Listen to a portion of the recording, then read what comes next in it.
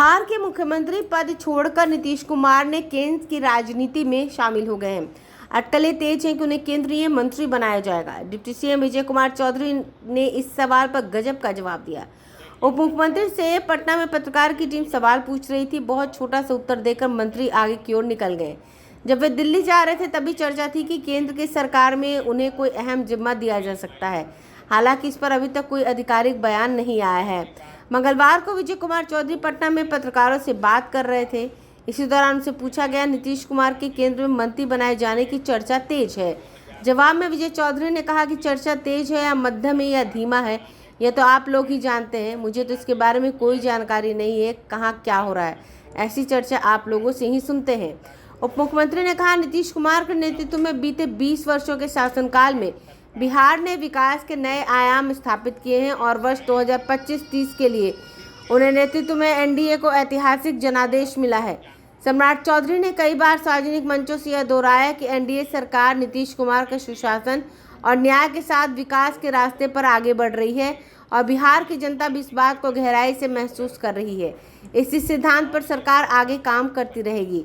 उप मुख्यमंत्री जदयू दफ्तर में जन सुनवाई के बाद पत्रकारों से बात कर रहे थे। इस मौके पर उप मुख्यमंत्री विजय कुमार चौधरी ने बताया कि सरकार बाढ़ और सूखे दोनों ही परिस्थितियों से निपटने के लिए पूरी तरह मुस्तैद है।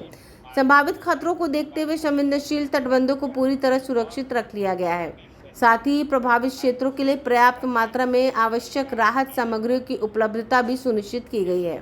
वहीं दूसरी ओर सूखे की स्थिति में किसानों के लिए सिंचाई के लिए पानी की व्यवस्था को लेकर सरकार गंभीर है। इस दिशा में गंगा और गंडक नदियों के अतिरिक्त पानी को लिफ्ट कर जलाशयों में संचित करने के लिए सरकार प्रतिबद्ध है। जब बारिश कम होगी या किसानों को पानी की जरूरत होगी तो जलाशयों से पानी की आपूर्ति की जाएगी। ब्यूरो रिपोर्ट, आंखें न्यूज़ 24। अभी कोसी नीची लिंक की परियोजना स्वीकृत होके उस पर काम किया जा रहा है, शुरुआत हो गई। इसी तरीके से आगे भी 2-3 और योजनाओं पर काम किया जा रहा है। जबकि सूची आप सामानों की सूची या जबकि सूची में फर्क समझते हैं, तो ये दोनों में फर्क समझते हुए और इस मामले में भी जो भी वैधानिक होगा, जो भी नियमित तरीका होगा, वो सरकार करेगी। सर, आपके विभाग को क्या हमारे विभाग की तरफ से दोनों तरह की तैयारी। एक तो बारिश का महीना शुरू हो गया है और आपको हम बता दें कि बिहार में जब बारिश होती है तो उससे हम लोगों को ज्यादा परेशानी, यानी बाढ़ के पक्ष की बात हम कह रहे हैं कि बिहार में बारिश होने से बाढ़ की स्थिति कम बनती है। असली बाढ़ की स्थिति बनती है जब या तो नेपाल में बहुत अधिक बारिश होती है या झारखंड में बहुत अधिक बारिश होती है। नेपाल में अधिक बारिश होती है तो उत्तर बिहार की जो नदियां हैं, इधर घाघरा गंडक से लेके यहाँ कोसी महानंदा तक, उन नदियों में बाढ़ की स्थिति बनती है। तब उत्तर बिहार के जो हमारे रिहायशी इलाके हैं विभिन्न जिलों के, वो प्रभावित होते हैं। दक्षिण बिहार में तब बाढ़ आती है जब झारखंड के इलाके में ज्यादा बारिश होती है, जैसा पिछले साल हुआ था। उत्तर बिहार के नदियों की स्थिति लगभग सामान्य या थोड़ा बहुत ज्यादा रहा, लेकिन झारखंड में इतनी बारिश हुई कि हमारे दक्षिण बिहार की नदियां बाढ़ से उफलाती रही। इसलिए इधर नालंदा जहानाबाद के इलाके में बाढ़ की स्थिति ज्यादा कष्टप्रद थी।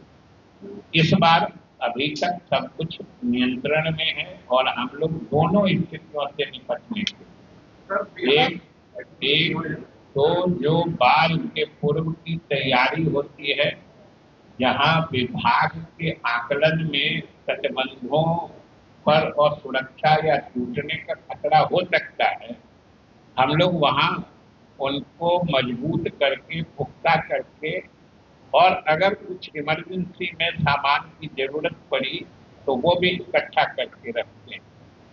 और दूसरे, अगर कम बारिश हुई तो फिर किसानों को सिंचाई के लिए पानी मुहैया कराने की भी व्यवस्था हम लोग करते हैं।